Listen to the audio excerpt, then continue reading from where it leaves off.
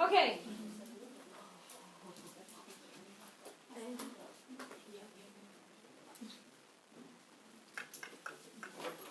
So, ultimately, in this chapter, and I introed this like way ahead of time, I said, hey, you're gonna learn things about plants that you didn't know took place. And this chapter for sure is the one that's most in depth, or this section is the most in depth as it goes into all the hormones. If the hormone is on the review, of course you're gonna have to know it for the test. And we're gonna talk about them, but I'm gonna kind of simplify them because as interesting as plants are, all their hormones, it's a little overwhelming. So, plants' responses, a lot of people believe that plants don't move. This is the mimosa plant. But the reality is that plants are constantly moving. In Texas, the best example of this is in the summer. Well, it's actually going to be in April. When you start seeing the sunflower fields come up, once those sunflowers are in full bloom, if you drive by that field in the morning, for those of you who wake up early, the sunflowers are all facing the sun. And then if you drive by that field around noon, sunflowers are all facing the sun. And if you drive by that field in the evening, sunflowers are all facing the sun. Like they literally do this through the day. But because they don't move super fast, everyone's like, plants don't move. They do move, and they're constantly moving. If you've watched any of those National Geographic videos or documentaries, they show plants moving in time lapse. They do move. They move quite often. They don't move their spot, but they move physically. Yes, sir? So, if during the day they're following the sun, and at night they catch the sun back when it's dark. No, they don't catch the sun. When the sun comes up that next morning, then they start going back up. They go back up. Yes. They don't follow the sun. Anyways, so plants will bend, twist, they'll rotate. Any type of plant movement is called annulation. Annulation is a plant movement. Other examples of plant behavior, and we're going to cover all of these in this section, but it talks about the fact that the shoot, and what's the shoot again? Above ground. The shoot grows towards light, but against gravity. So we're going to end up calling that positive phototropism and negative gravitropism. If it's going towards it, it's positive. If it's going against it, it's negative. The root system, which is underground, will grow towards water and with gravity. So positive gravitropism. Seeds will only germinate when conditions are favorable. And what two things do plants need? Water and light. So it mentions here that they have the right light and moisture, and those seeds will begin to germinate. What does the term germinate mean, just so we're on the same page? That's pollination. But what does germinate mean? Grow. They're going to start to grow. Okay? Do plants that have flowers, fruits, and seeds have flowers, fruits, and seeds all year? No, just when it's time for them to reproduce. We call that temporal, that time frame. Plants will also respond to attacks or assaults by microbes or animals. Good picture of the plant. And next. Now, once again, just like animals, plants have internal stimuli that tell them what to do, and they respond to external stimuli. So internal stimuli is anything that happens inside that organism. External stimuli is anything that happens outside that organism. Internal stimuli is carried out by chemical signals. It mentions hormones, and then it says phytohormones. What does phytohormone mean?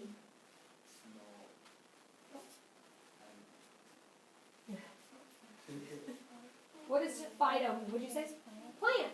Just plant hormones. So hormones are hormones, but when you put phyto in front of it, it specifically tells you we're talking about plant hormones. Okay? Environmental stimuli that plants respond to. Light, for sure. Water, for sure. Atmospheric gases, carbon dioxide, oxygen, for sure. When it's growing up against a rock, it responds to that. If somebody touches it, it responds to that. If an insect or an animal starts to eat it, it responds to that. Those are all examples of external stimuli.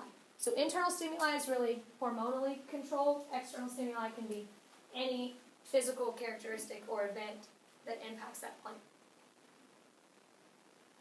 On this diagram, it's taken your plant and it's divided it by biological stimuli and physical stimuli. What's the difference between biological and physical stimuli? Biological is internal, perhaps. Biological versus physical stimuli.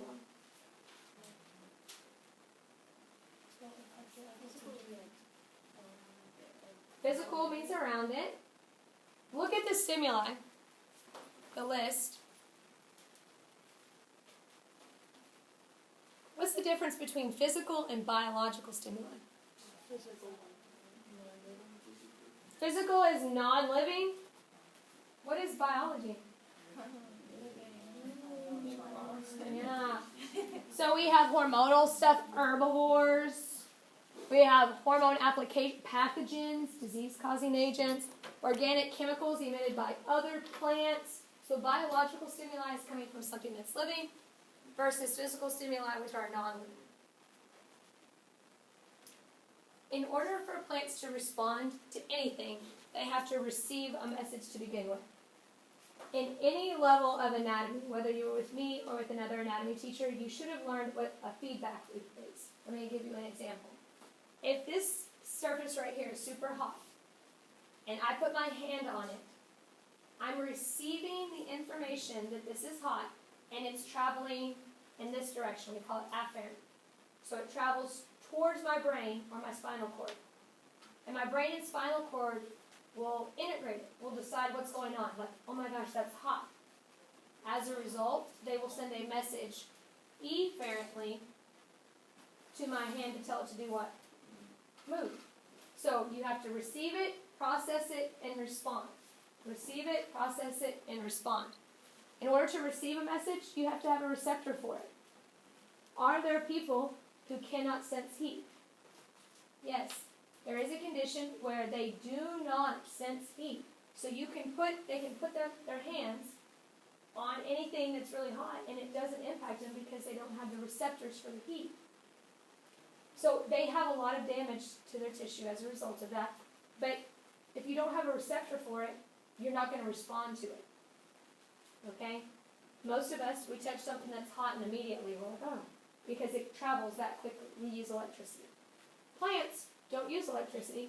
They use hormones or chemicals. So it takes a little bit longer. Like it reminds me of like the sloth on Zootopia. But it still happens.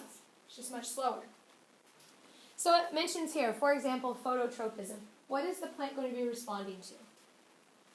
Light.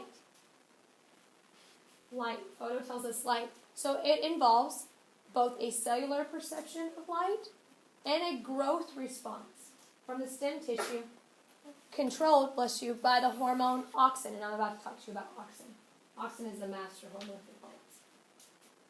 So, if light's over here, Auxin will be released and it'll tell the plant to go this way. The light comes up here, Auxin will be diffused to other tissues and it'll tell it to go this way. So it tells the plant to move. It receives the signal, it processes it, and then it responds. This is that feedback loop. So you have your stimuli reception, you have your integration or interpretation of it, and then you have your effector, whatever you're going to do as a result of that. So you have your stimulus, integration, and response. Stimulus, integration, and response. This is the same for all living organisms. This is reiterating the exact same thing. Again, but you have your receptor sensors. Then it goes into the nuclei through messengers or second messengers. I'm about to show you a diagram. And then it has an effect. So whatever its effector is going to be, it'll send the message out to do that. In this situation, here I have a receptor for this chemical. This chemical attaches itself to that receptor, and the message is sent to the nucleus. The nucleus says, this is what I do with this information, and then it causes a response to be made. So it receives the stimuli, it integrates it, and it responds to it. Receives, integrates, and responds. Just a quick question, and this is throwback, so you may or may not remember. But right here is the actual chemical. But does this actual chemical get in? No, it doesn't get in. It's what? Okay, it's not brought in through endocytosis. There's no vesicle. Do you remember? Because it's a hormone. It tells you it's a hormone. What type of hormones can get straight through to your cells? Lipid-based, lipid-soluble hormones. What type of hormones cannot? Water or protein-based. Non-lipids. So what could you possibly tell me about this hormone here? It's not lipid-soluble, or it would have just gone in. Whether or not you recall that, not a big deal.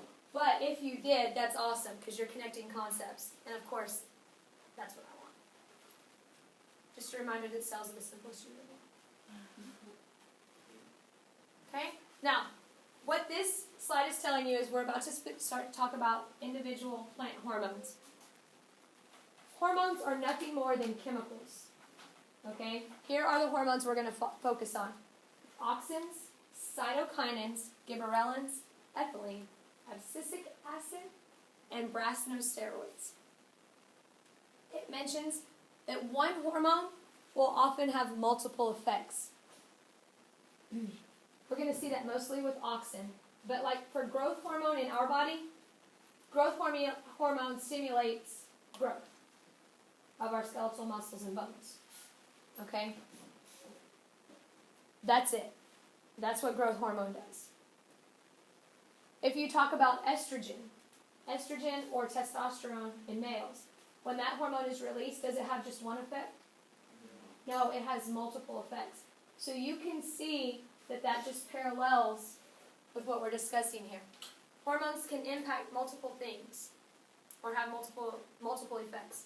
I'm not going to read this slide, but I will tell you for study purposes. You have each of the hormones listed here. You don't have to know the structure, but here's their function. Right there, listed out for you, so that you know what that hormone does. We'll start with auxin. Auxin is a master plant hormone, and there are multiple auxins. Okay? So it's not just, that's one auxin. There are multiple derivatives of auxin. Any type of gene that responds to auxin is called an auxin response gene, like no fancy name. If it responds to auxin, we call it an auxin response gene. Okay? I'm going to read this statement, but you already know what it means. They're just using smart terms for this. So get ready. Under low auxin conditions, auxin or IAA, which is a derivative of auxin, repressors prevent gene expression. What does that mean? Nothing is happening. Why is nothing happening? There's not enough auxin. So not enough auxin, genes are turned off. It says here, high enough auxin conditions cause the breakdown of the repressors, allowing gene expression. What does that mean?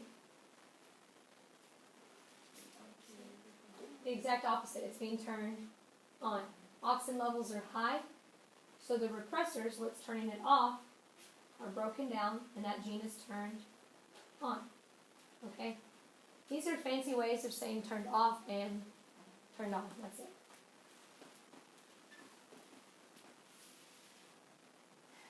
You only need to be familiar with the first 3 bullets, but it says that auxin is produced in the apical shoot tips and young leaves. So tell me where auxin is produced.